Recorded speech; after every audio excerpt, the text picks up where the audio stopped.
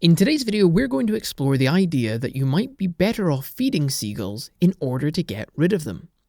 Seagulls are a coastal bird that get on the nerves of many people because they are noisy, aggressive, and poo all over you. Unfortunately, those are some of their more favourable traits, as in the past they have injured people, stolen food from supermarkets, and managed to completely empty rubbish bins of their contents.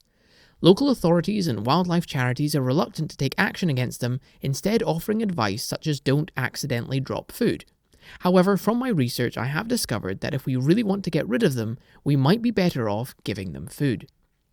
To understand why, we first have to note that all wildlife in the UK is protected under a piece of legislation called the Wildlife and Countryside Act of 1981. What this means is that seagulls can only be removed if they pose a certain risk to public health or cause significant damage. However, willingness to act on these concerns has been impeded as the UK system of assessing their conservation priority has red-listed the birds. What that means is they have the highest possible ranking of conservation priority. Now, you might assume that this means that their numbers are extremely low, making them at risk of extinction, but that is not true. You see, the international body that examines the same data as the UK has also assessed their risk of extinction.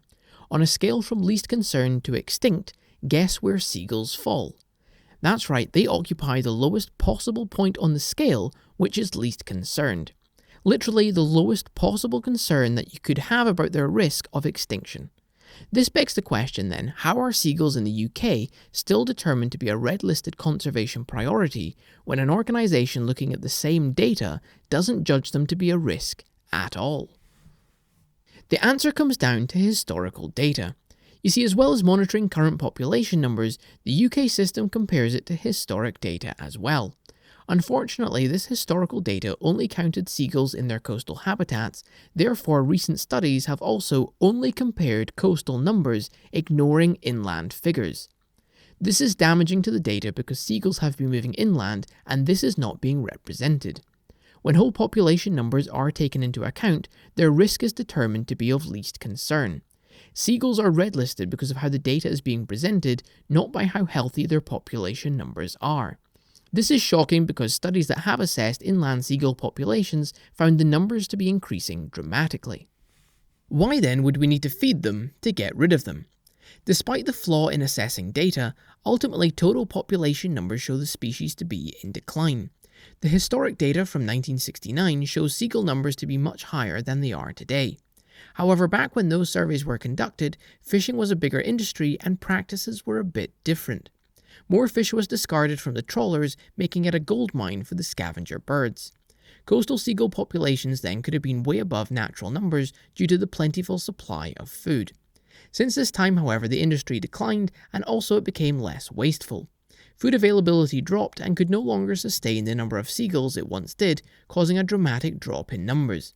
The decline is likely a result of numbers readjusting from their overinflated position and not a sign of extinction. Lack of food waste at sea meant hungry birds moved inland, searching for food and started causing the problems we have today. British wildlife organisations are determined that unless numbers are the same or better as in 1969, then the species must be endangered. What's more, the advice from animal charities will continue to ensure that seagulls remain on red lists. Their current recommendations are not to feed them and discourage nesting in urban environments, but this won't help population numbers grow. We are caught between not discarding food to be less wasteful and trying to attain seagull numbers from a time when we were.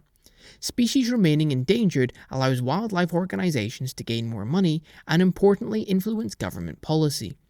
Where the birds are posing a public health risk, local authorities are unable to tackle the issue because of their red-listed status.